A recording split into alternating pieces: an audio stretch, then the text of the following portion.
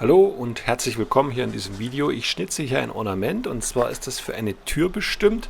Ich schnitze hier einen amerikanischen Nussbaum und ich habe den Auftrag von einem anderen Meister übernommen, der jetzt schon älter ist und das nicht mehr durchführen kann. Das läuft auch noch über eine Tischlerei, die also eine alte historische Tür nachbauen, und das sind in diesen Ecken, wo die Türfüllungen eingesetzt sind, da ist immer so abgeschrägt und da werden diese kleinen geschnitzten Ornamente eingesetzt.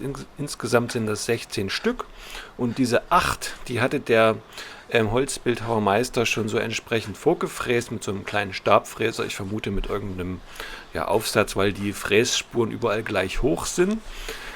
Und das hilft insofern, dass man schneller reinkommt in die Arbeit und auch Späne, die man da abschneidet, dass die gleich rausfallen. Ich hätte das aber aus Nadelholz gemacht. Entsprechend war die Tür, glaube ich, aus Nadelholz gefertigt und die wurde dann noch dunkel gebeizt, und deshalb hat sich die Tischlerei darauf eingelassen, dass das auch aus Nussbaum gefertigt werden konnte, aus amerikanischem Nussbaum. Das hatte ich aber nicht ausgewählt. Ich hätte, wie gesagt, da ein besseres Holz genommen, was nicht so grobporig ist, was sich für das Schnitzen vielleicht auch besser eignet. Die Zirbelkiefer wäre aus meiner Sicht hier sehr gut gewesen für das Schnitzen, die man dann auch hätte ordentlich behandeln können und dergleichen mehr. Ja, ich übernehme das also, schneide das hier nach und die anderen zeichne ich aber mit Blaupapier auf und steche das dann direkt rein. Das geht auch sehr gut. Mit den Eisen kann man da also auch viel üben und genau arbeiten. Solange ich das Ornament noch anlege, kann ich natürlich auch erst einmal einfach nur, um Masse zu entfernen, natürlich auch so ein bisschen diese Hohlung, in Anführungszeichen Hohlung, weil das ist ja nur ein leichter Schwung, einsetzen. Diese Flacheisen lassen sich natürlich sehr universell einsetzen, dass ich hier mal sehr schön an so eine Rundung rangehen kann. Auch hier ein bisschen wegstechen.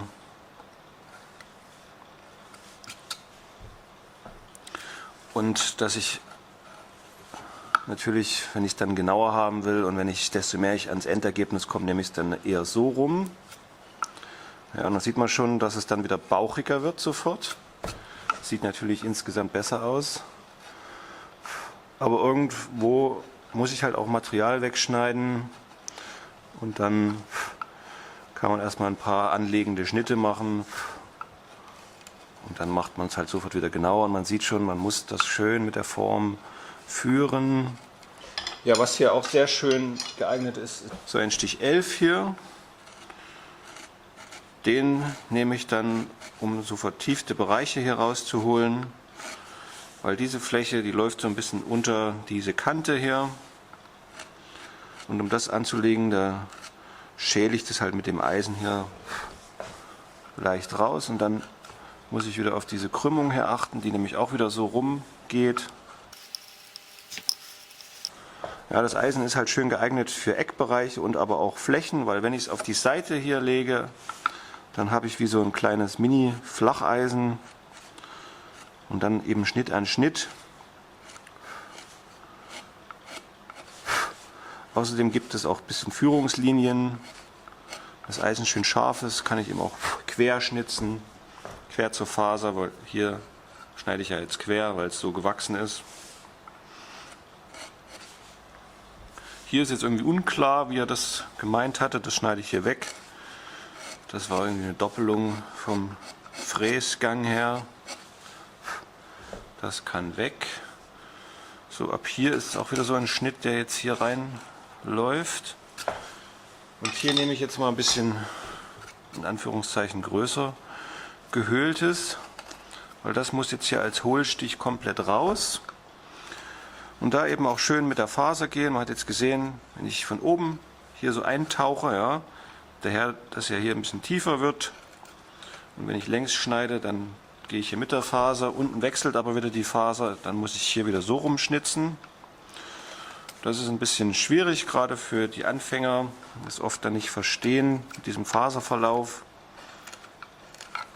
Man muss das so ein bisschen auch spüren, habe ich auch festgestellt, man spürt eigentlich, wenn man dann mal eine Weile geschnitzt hat, wann das Eisen reinreißen will, wenn man gegen die Faser schnitzt. Dann sofort stoppen.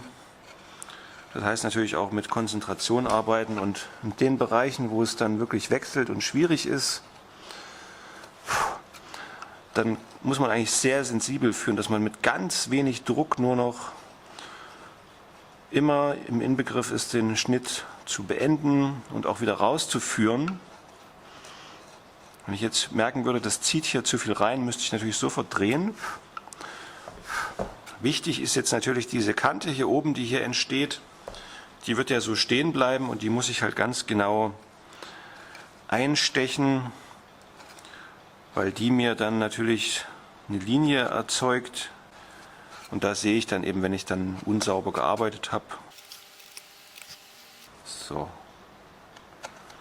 Ein schönes Stechen, kann man die Formen der Eisen auch schön einsetzen. Man sieht diese kugelige Form, die kann ich auch mit dem Hohleisen ein bisschen absetzen. Wenn man aber merkt, das hakt ein, dann nimmt man halt wieder Flacheisen. Wenn also die Eckbereiche des Eisens, wenn das doch zu hohl ist, dann nehme ich halt hier so ein kleines Flacheisen. Aber ich finde, das sollte man auch hinkriegen oder beherrschen, dass man auch mit verschiedenen Eisen die mal ein bisschen, wenn sie nicht ideal passen, auch einsetzen kann. Trotzdem, ja, man sieht, man kann das jetzt hier schön, auch wenn ich es verkehrt rum lege, diese Spiegelfläche hier nach innen drehe. Dann muss ich aber den Schnittwinkel sehr flach wählen, ja, weil der Schnittwinkel sich ja dann verändert zwangsläufig, weil hier innen ist es flach und dann kann ich das nur sehr flach aufsetzen, dass schon fast der Griff hinten auf dem Brett aufsitzt. Da vorsichtig, da kann man dann nur kleine Schnitte abheben.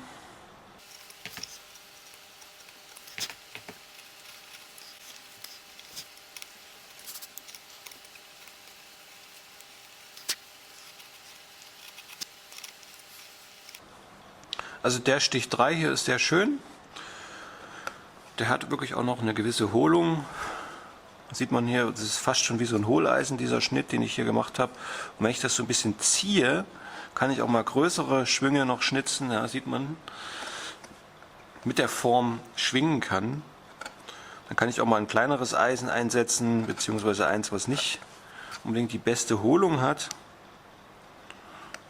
um ja, vielfältige Schnitte auszuführen. Das hängt natürlich damit zusammen, dass ich es nicht so oft wechseln muss, das Eisen. Das ist ein sehr schönes Arbeiten mit diesen Flacheisen. Und wenn man jetzt halt ganz viel sowas machen will, nur Ornamente oder nur Schriften, dann kaufe man sich halt noch einen Stich 4 dazu. Stich 4, 6 mm, dann hat man den Wechsel.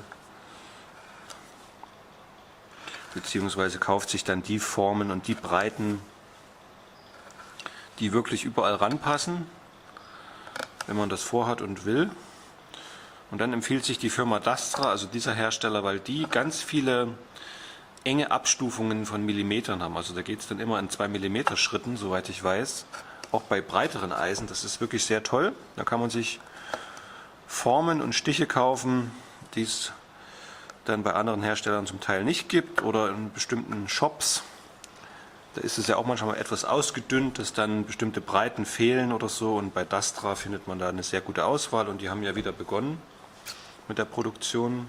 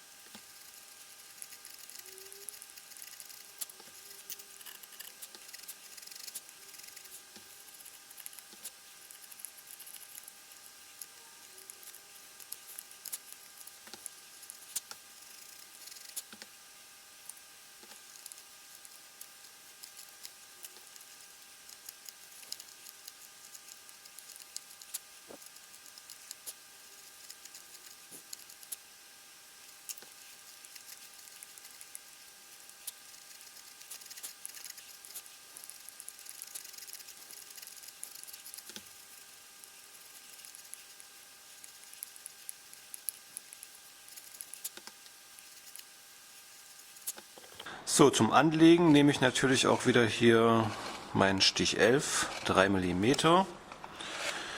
Weil damit kann ich eben sowohl das ein bisschen umranden und auch Material wegnehmen.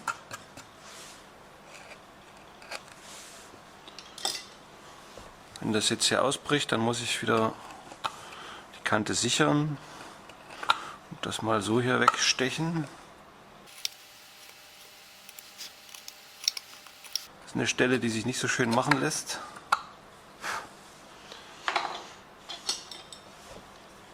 Und das hier lasse ich ganz nach außen auslaufen. Und das lasse ich wie so eine Welle hier so ein bisschen nach unten gehen. Und dann tue ich das halt wieder schön umranden hier, dass ich jetzt das hier wieder wegsteche ordentlich.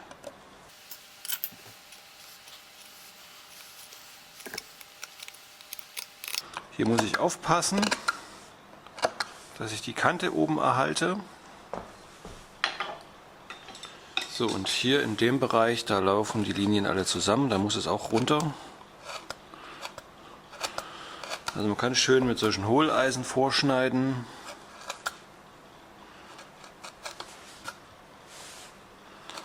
Ja, das dient wirklich nur zum Anlegen. Und da muss man halt wirklich immer sehr aufpassen, dass man, wenn man halt mal so Material wegsticht, mal ein bisschen gegen die Faser irgendwo schneidet in bestimmten Bereichen, dass das Eisen noch so scharf ist, dass das Holz da nicht irgendwie reißt, sondern immer trotzdem noch geschnitten wird. Ja, damit kann ich das alles sehr rasch anlegen. Jetzt hier so ein Stich 8, 10 mm.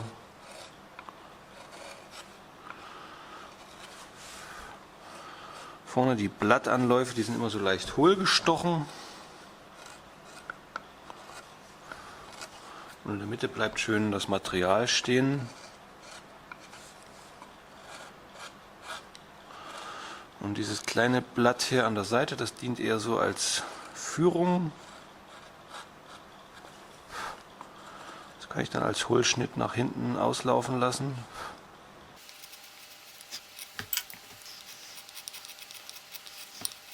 Und hier in diesen eher auslaufenden Linien, da kann ich natürlich auch mal den Hohlbohrer einsetzen und die Rundung stehen lassen, die sich ergibt. Da muss ich jetzt nicht zwangsläufig scharf reinstechen. Aber hier vorne, da natürlich, da muss ich scharf abstechen. Das geht nicht anders.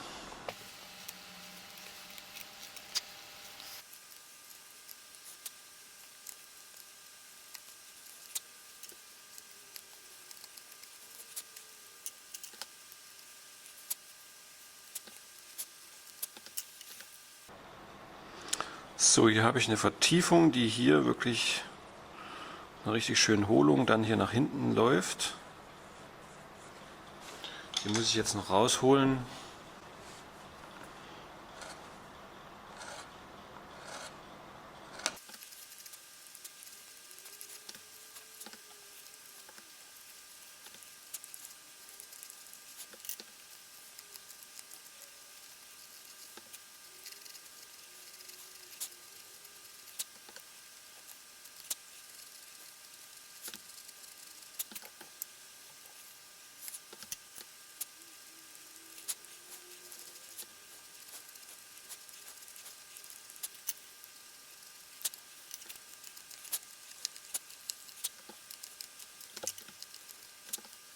Hier nehme ich jetzt auch gerne mal so ein schräges Balleisen, aber lediglich, weil ich hier mit dem Zwischenlagerholz mir das so ein bisschen den Weg versperrt.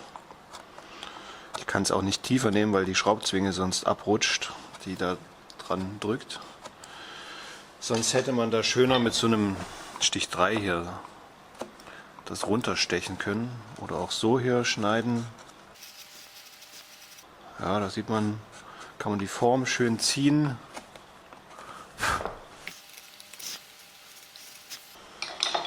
So, und um da aber noch was wegzunehmen, muss ich natürlich auch mal hier so mit dem schönen gehöhlten Eisen schnitzen. Und diese Linien verschwinden dann hier so in diesem Eckbereich, laufen da einfach aus.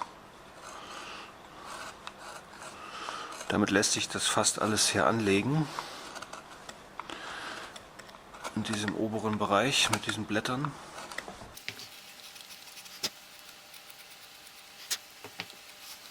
So, hier unten hat das Blatt so seine tiefste Stelle.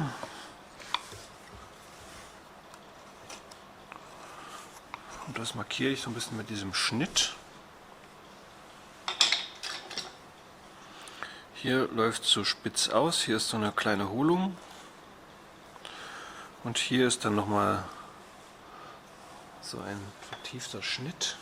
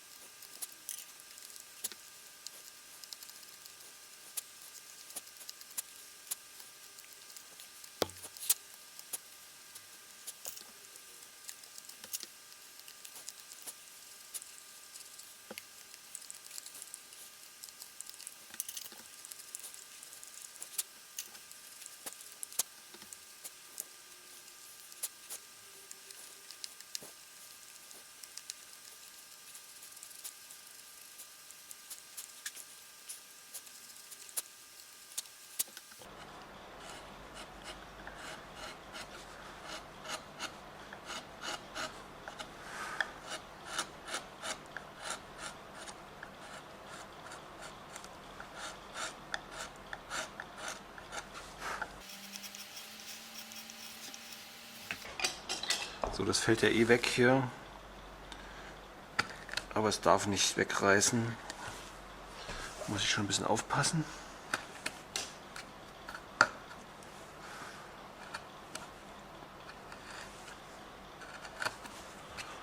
So, das kippe ich ruhig ein bisschen darum, weil das ja so plötzlich hier verschwindet, dass man schon noch merkt, das geht irgendwie noch tiefer oder zumindest das meint, dass es da noch umgeht.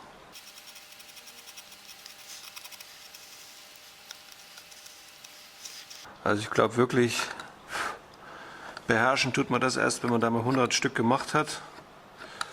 Aber dazu haben wir natürlich heutzutage nicht mehr die Möglichkeit. Damals, die haben ja den ganzen Tag nur diese Ornamente geschnitzt, dann haben die auch sehr viele geschafft. Und heute ist das ja nicht mehr gefragt. Ja, hier wird er dann genau abgesägt. Deshalb kann ich das hier ein bisschen vernachlässigen. Diese Kante. Auf jeden Fall muss ich auch hier tief genug runterschnitzen. Entweder ich nehme halt so ein kleines Flacheisen. Problem ist, wenn ich jetzt hier absteche, wird es nicht genau gerade. Das ist also mehr zum Masse wegnehmen. Da habe ich festgestellt, da passt auch schön, oder gerade so noch, hier das Schräge rein.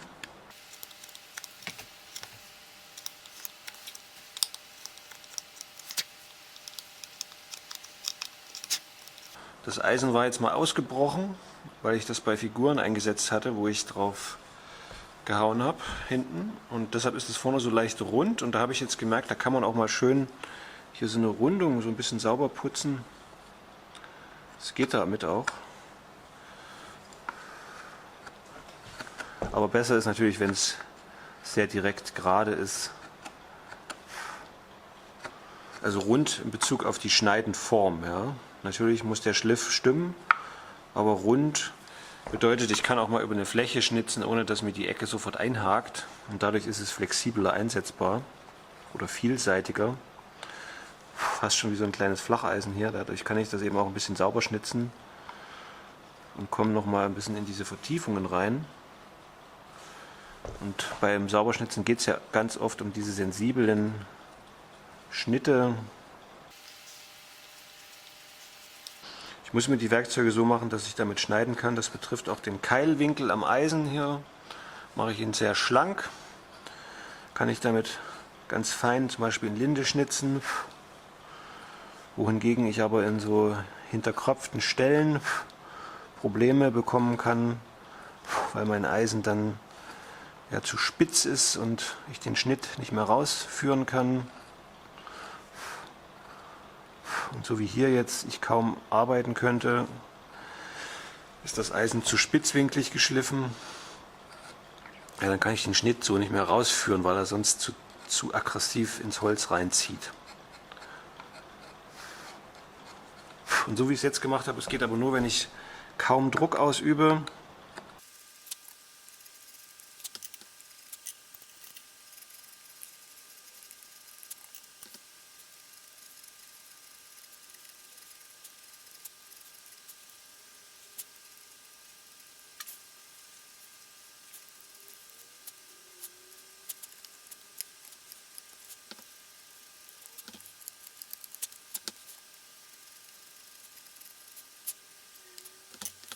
Jetzt müssen hier oben nochmal 2 solche Hohlschnitte rauf. Das sind wie so Linien, die mit der Form laufen. Die darf ich aber nicht zu tief schnitzen, sondern die sind im Original einfach nur, um die Form so ein bisschen zu betonen.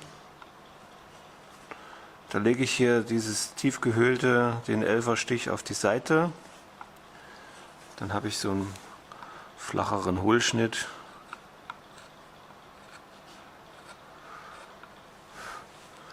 Und das putze ich mir so ein bisschen Schnitt an Schnitt zurecht, dass die Linien wenigstens stimmen.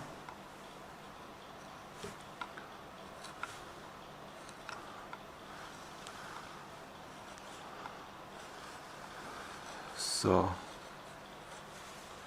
Den äußeren ein bisschen kürzer, den inneren länger.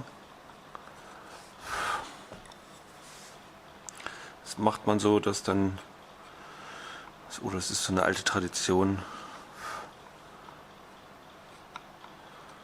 dass man dadurch angibt, wie die Rundung halt, in welche Richtung die verläuft.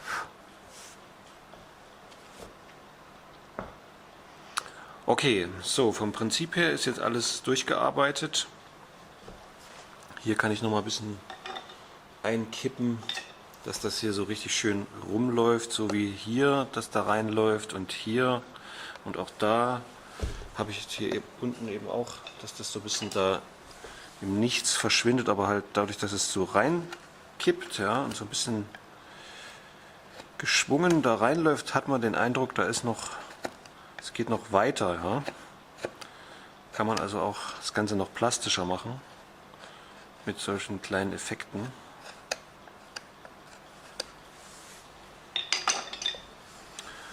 Ja, wenn mir noch was auffällt, mache ich das später noch, aber so reicht es jetzt auch.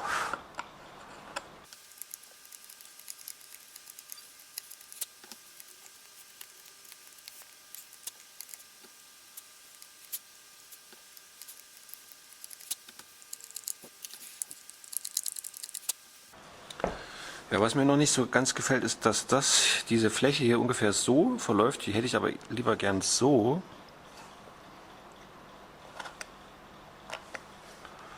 Und da ist vorne wie so eine Blattspitze nochmal, so eine ganz feine. Dass das noch ein bisschen markanter kommt. So ungefähr. Also man kann dadurch auch Akzente setzen, wenn ich versuche mal so minimal zu hinterschneiden. Das geht schon. Obwohl es sehr flach ist.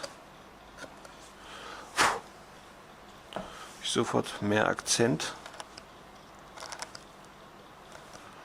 Und das hier sind halt diese wichtigsten Punkte. Ganz leichter Blattansatz hier mit so einem minimalen Spitzlein.